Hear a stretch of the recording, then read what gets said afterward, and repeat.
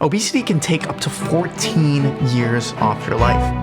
And America is facing an epidemic. 1/3 of all Americans are obese. And as a percentage, we are the 10th fattest country in the entire world. And among developed countries, so high GDP countries, we are the winners. We are the #1 winners of being obese. What the fuck is going on here? And here's why I care. Here's why I'm making such a big deal of this. It's preventable. It seems our food is bigger, more processed, and sweeter than ever. Bigger is not better. I see this every day. The small is huge and the large borders on hilarity for me. And in one study, researchers went to my hometown, Philadelphia, and they bought a bunch of foods and compared those foods to the foods that you buy in France. Well, Chinese food was 72% larger in Philadelphia. Candy bar, 41% larger. Soft drinks, 52% larger. Hot dog, 63% larger. Yogurt, 82% larger. The average calorie count of a hamburger went from 300 to 500. The average calorie count in a serving, or what you get at a pizza store, which is 2 slices of pizza, was 500 calories to 800 calories. And the cup of coffee is the most staggering thing. From an 8-ounce coffee with milk and sugar, which is about 45 calories, to a 16-ounce coffee with milk and sugars and sweeteners and these fancy syrup things that everyone puts in their drinks, and the average calorie count in that coffee now is 350 calories, which is mind-blowing. That's a 10 times increase in calories. And I want to show you 2 very interesting graphs from the year 2000. So this is over 20 years ago, and the numbers are already ridiculous. If you look at the chocolate chip cookie, so it's a serving size, right? And then the white bar is what the FDA thinks, what percentage bigger than the portion size it is. And basically the USDA says what percent of the portion size is it bigger than a regular portion size. So for example, white bread. Okay, white bread means the FDA thinks you should have more white bread than's in a serving size. That's interesting. But if you look at cooked pasta, this means a serving of pasta that you're receiving is 5 times greater. The actual amount is 5 times the amount than what the kind of USDA thinks is a normal serving size. And look at the number of large size portions that are introduced. So this is a percentage of large size portions that are introduced across kind of stores in America, right? You can look at 1970, in the 70s, maybe 10%, 8%, something like that. Okay, the 80s, we jumped to 30%. Now in the fucking 1995 to 1999, we have over 60% of all places are offering a large size. I think this number now is probably close to 100%. So on average, our food kind of from the 70s is probably 1.5 to 2 times bigger. So it makes sense that we are 1.5 to 2 times bigger. And to put some real numbers here, so between the 1970s and 1980s, when this food portion size started to increase for the first time, right, the obesity rate in adults tripled from 13 to 34%.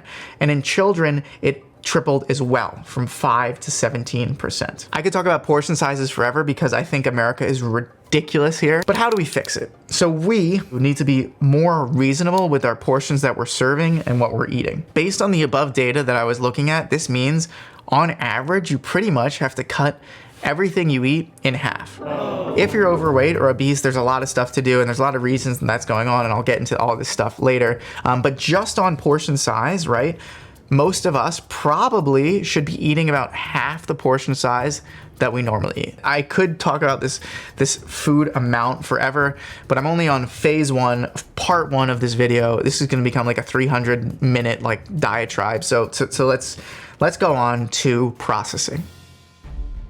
So the more processed your food is, the more likely you are to be obese, of course, but the more likely you are to also have cardiac disease and metabolic disease. And here's where I personally mess up, right? I definitely eat way too much prepackaged food. I do a lot of delivery. I try to speed up and be efficient in a lot of things. And I don't think the quality of the food and delivery food, takeout, packets, reheatables, whatever, what this processed food is good for me. And I'm definitely genetically lucky, right? We'll get into it later, but I have a BMI around 24, 25. So I'm on the edge of being overweight, but I actually think I'm a pretty healthy body weight, which is why I think this BMI number is a little antiquated.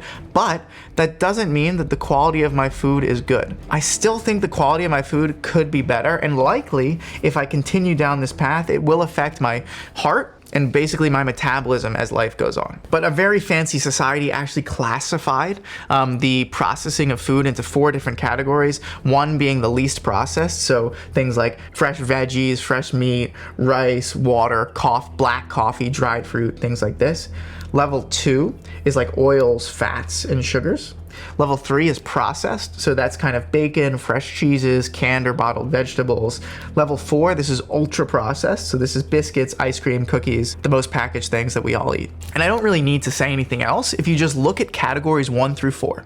And imagine you only ate foods from one of those categories, so category 1 or category 4, for a year. How do you think you would feel? And I have some data for you here. So 58% of US calories that are consumed are ultra processed, while only 36%, so a third versus over a half, in France are ultra processed. Royale with cheese.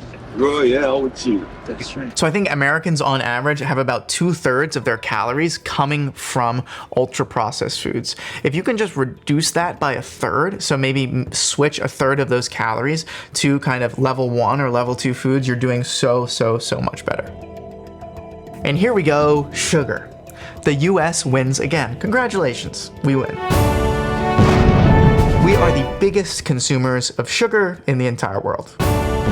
At 126 grams of sugar per person per day in America, we over 25 times the amount of sugar that the average person in India eats, which is around 5 grams of sugar per person per day. But, okay.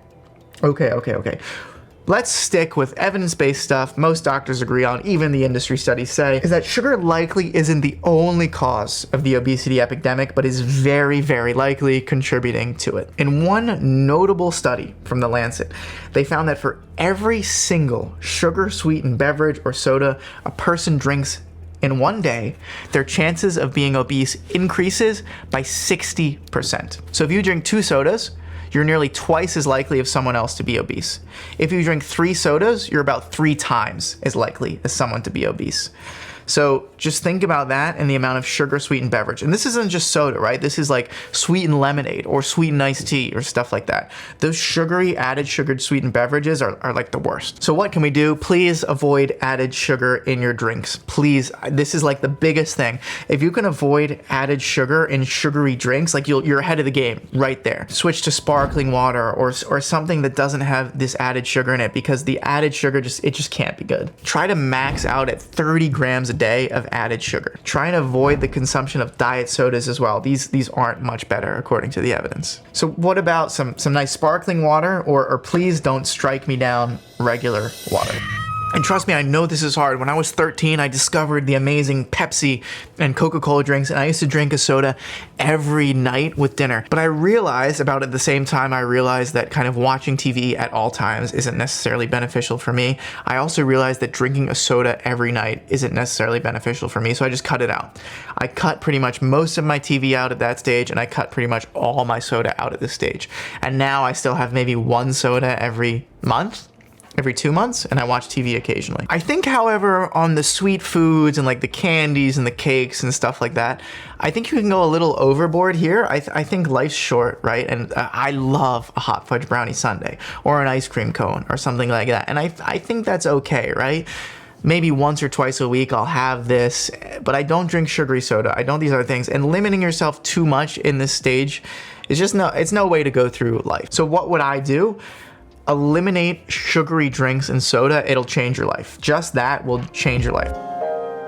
Well, what can we do? What can we do? Zach, this all sounds very sad and stressful, and now I'm more scared than ever, but what can we do, like as a people, as America, to kind of try and fix this and try and hit this, right?